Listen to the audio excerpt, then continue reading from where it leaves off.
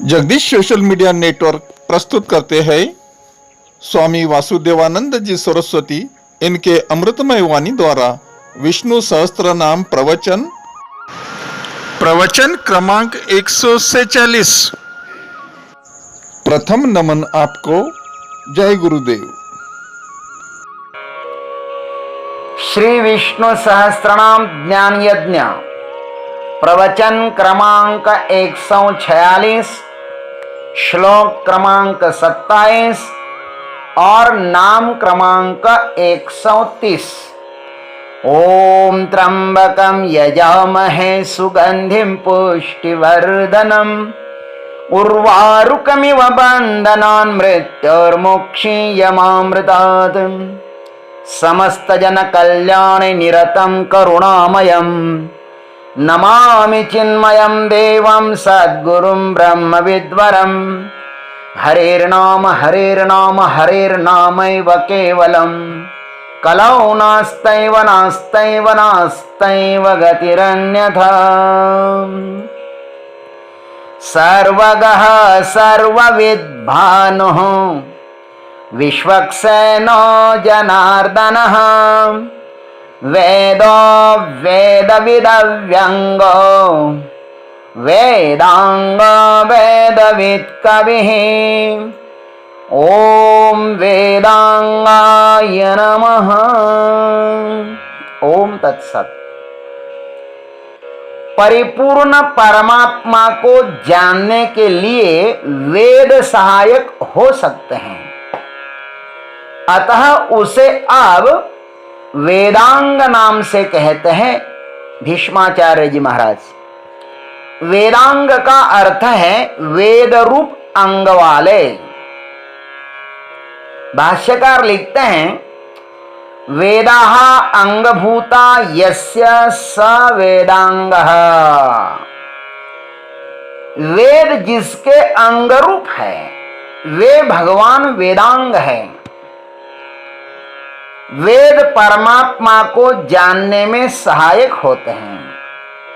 हमारे वेद हजारों ऋषियों का आत्म साक्षात्कार है, आत्म अनुभव है। वेद में प्रत्येक शब्द सार्थक है। वेद एक सृष्टि के नियमों की खुली हुई किताब है।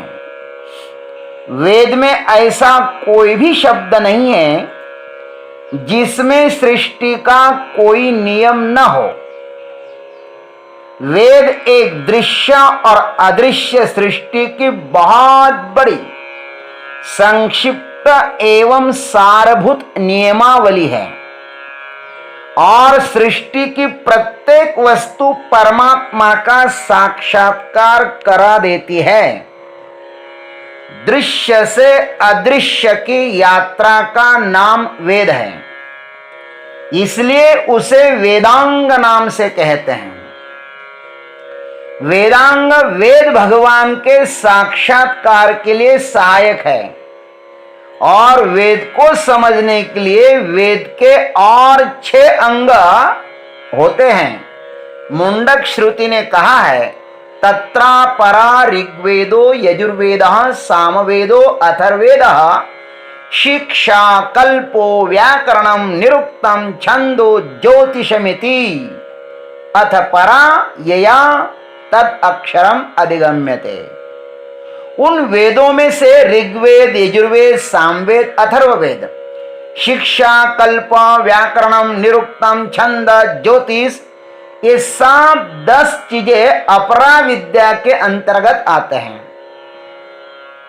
तथा अविनाशी परब्रह्म परमात्मा का ज्ञान होता है, वह परा विद्या है।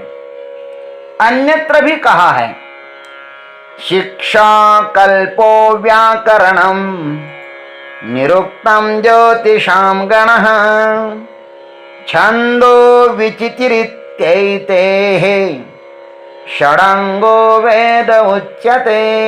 शिक्षा कल्प व्याकरण निरुक्त छंद ज्योतिष ये क्रम से वेद भगवान के क्या है?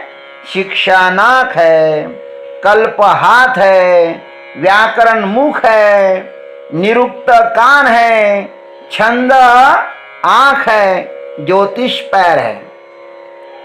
मनुस्मृति में क्या कहा है आप देखिए, अत ऊर्ध्वं तु छंदांसि शुक्लेषु नियतः पठेत् वेदांगानि च सर्वाणि कृष्ण पक्षेषु संपठेत्। मनुस्मृति।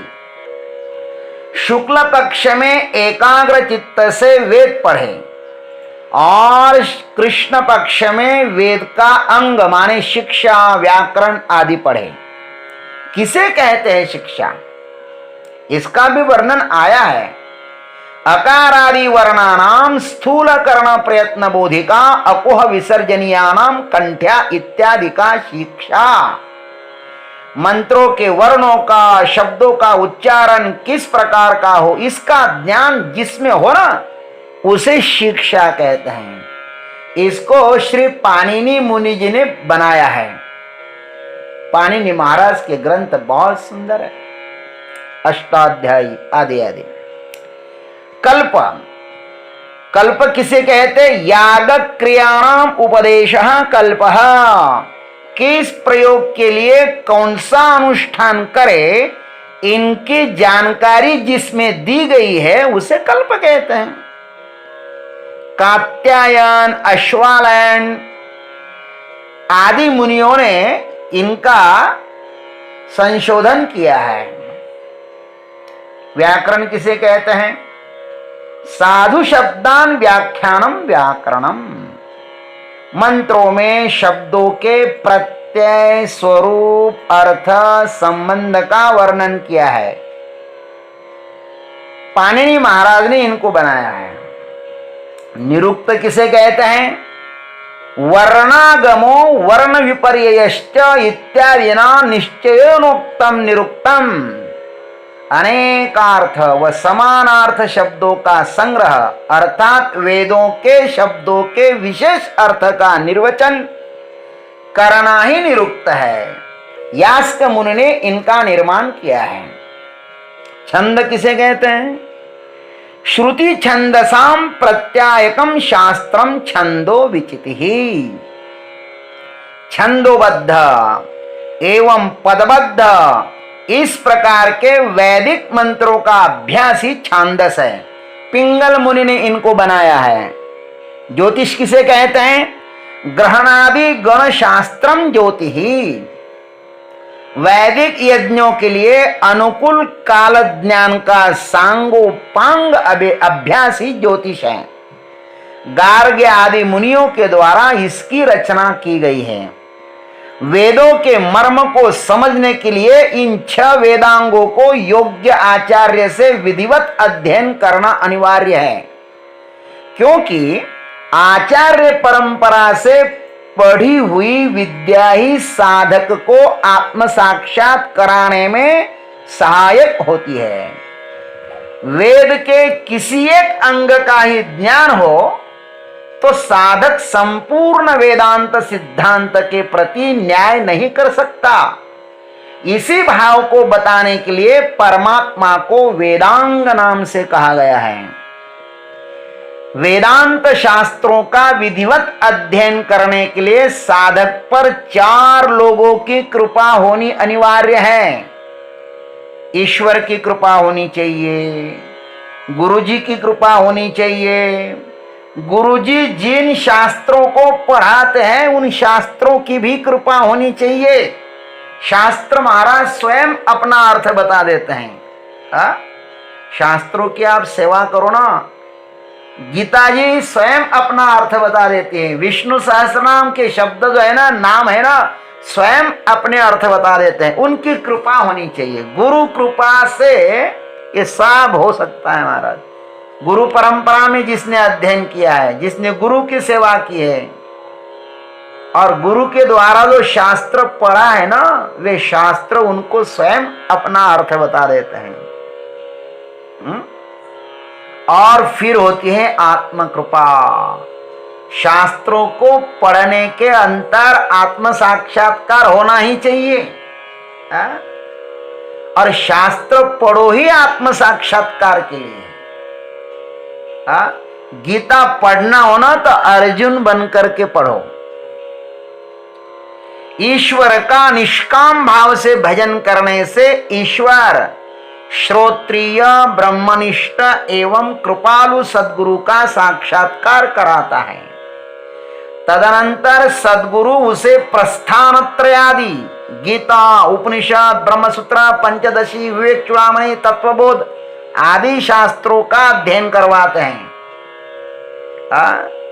और उन शास्त्रों को पढ़ने के बाद आत्म वस्तु का आत्म साक्षात्कार हो जाता है। परमात्मा को जानने की यही विधि है। इसलिए वेदांग भगवान का निष्काम भाव से सदैव भजन करना चाहिए, तभी वेदांग भगवान आपके ऊपर कृपा करेंगे। जय गुरुदेव, जय जगदीश्वर, जय जय महाकाल। ओम। देवियों एवं सज्जनों, अभी आप सुन रहे थे स्वामी वासुदेवानंद जी सरस्वती इनके अमृतमय वाणी द्वारा विष्णु सहस्त्र नाम प्रवचन भाग क्रमांक 146। प्रवचन का अगला भाग लेकर कल सुबह फिर उपस्थित होंगे। हरि ओम।